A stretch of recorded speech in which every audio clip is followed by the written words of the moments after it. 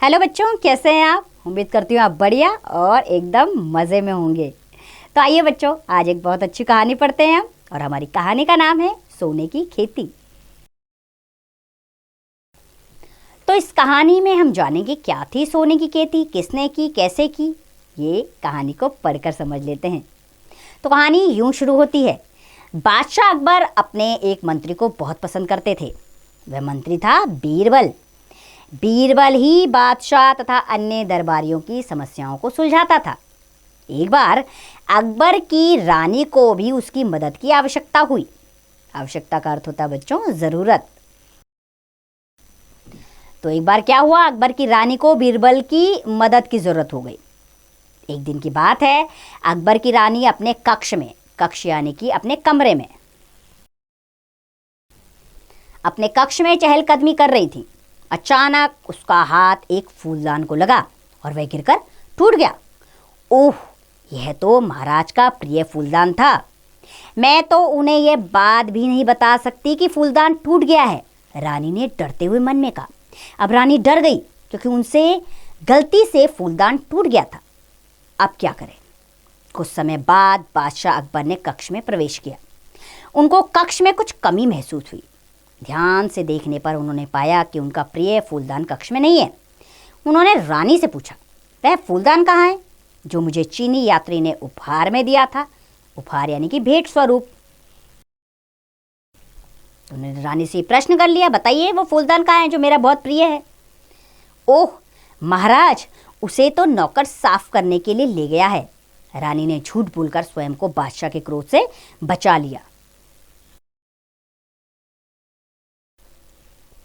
अब क्या था, अगले दिन प्रातः जब बादशाह सोकर उठे तो उन्हें प्रसन्न चित्त देखकर रानी ने अपना दोष स्वीकार करते हुए कहा, मैंने आपसे झूठ बोला था। गलती से मेरा हाथ लग जाने से फूलदान गिरकर टूट गया था।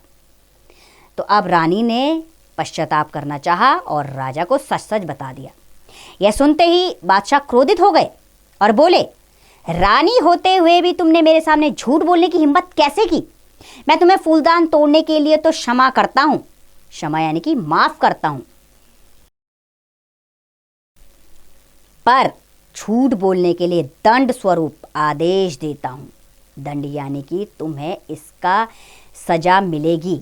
आदेश यानी कि मेरा हुक्म है ये। तो उन्होंने क्या हुक्म दिया कि तुम तुरंत राजमहल छोड़कर चली जाओ। उन्होंने कहा, फूलदान तोड़ने के लिए तो मैं क्षमा कर देता हूं तुम्हें, लेकिन तुमने झूठ बोला है, इसके लिए मैं क्षमा नहीं करूंगा, और ये दंड है तुम्हारा कि तुम राजमहल छोड़कर अभी चली जाओ। माफ़ी मांगने पर भी जब बादशाह नहीं माने तब रानी राजमहल छोड़कर आगरा से बाहर चली गई। शीघ्र ही, शीघ्र का अर्थ होता है बच्चों जल्दी। शीघ्र ही यह खबर चारों तरफ फैल गई। अगले दिन बादशाह ने दरबार में पूछा, क्या कभी किसी ने झूठ बोला है? सभी दरबारियों ने भय यानी डर के कारण कह दिया कि उन्होंने सदा सच बोला है। उसी समय दरबार में बीरबल ने प्रवेश किया। उसने उसी प्रश्न का यह उत्तर दिया, मैंने हमेशा ईमानदारी से काम करने की कोशिश की है, पर कभी कभी ऐसा समय भी आता है जब व्यक्ति को ना चाहते हुए भी झूठ बोलना पड़ता है। यह सुनकर अकबर ने कहा, बीरबल, मैं नहीं चाहता कि मेरे दरबार में कोई झूठा मंत्री रहे। तुम झूठ का सहारा लेने में भी विश्वास रखते हो, अतः तुम मेरे आदेश से तुरंत आगरा छोड़ दो। अब राजा ने बीरबल को भी आदेश दे दिया कि तुम भी झूठ का सहारा लेते हो तो तुम भी आगरा को छोड़ दो।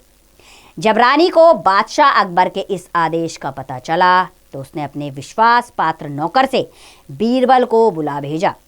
जब बीरबल रानी से मिले तब रानी ने पूर्व घटित घटना सुनाई। रानी ने सारी कहानी बताई कि कैसे फूलदान टूटा उससे और कैसे राजा ने उनको राज्य से निकाल दिया। बीरबल ने रानी को मदद करने का भरोसा दिया।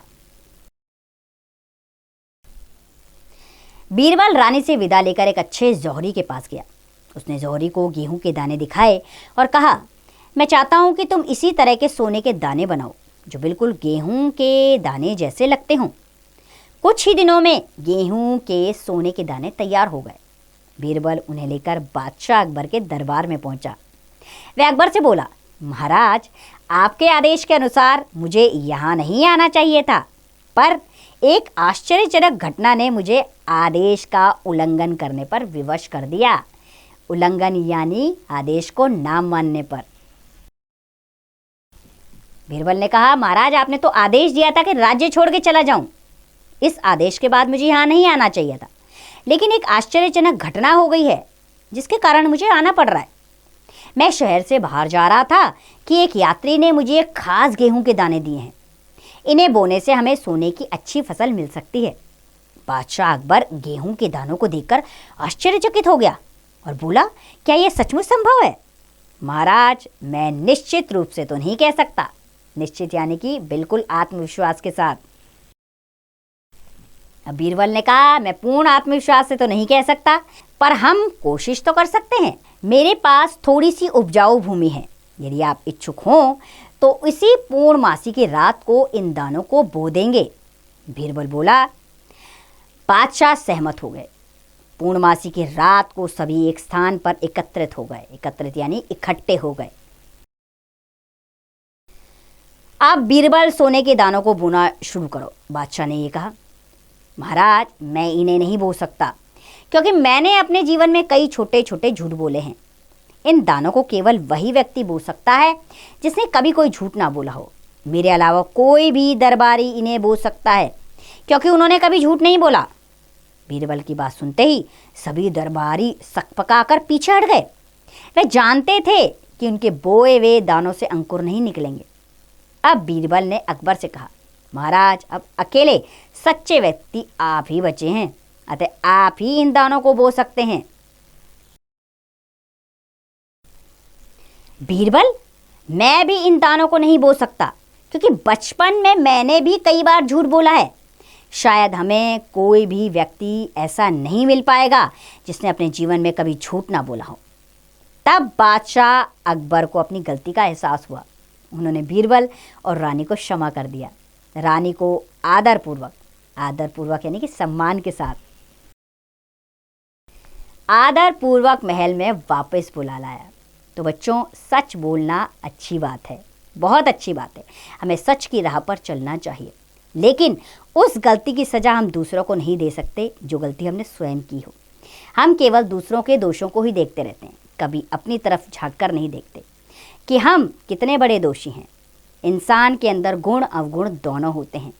हमें गुणों को पहचानना चाहिए और अवगुणों को सुधारने का प्रयास करना चाहिए। उम्मीद करती हूँ बच्चों, ये कहानी आपको पसंद आई होगी। इससे मिलने वाली सीख को भी आप अपने जीवन में ज़रूर उतारिए। अब इसका अभ्यास कार्य आप स्वयं कीजिए।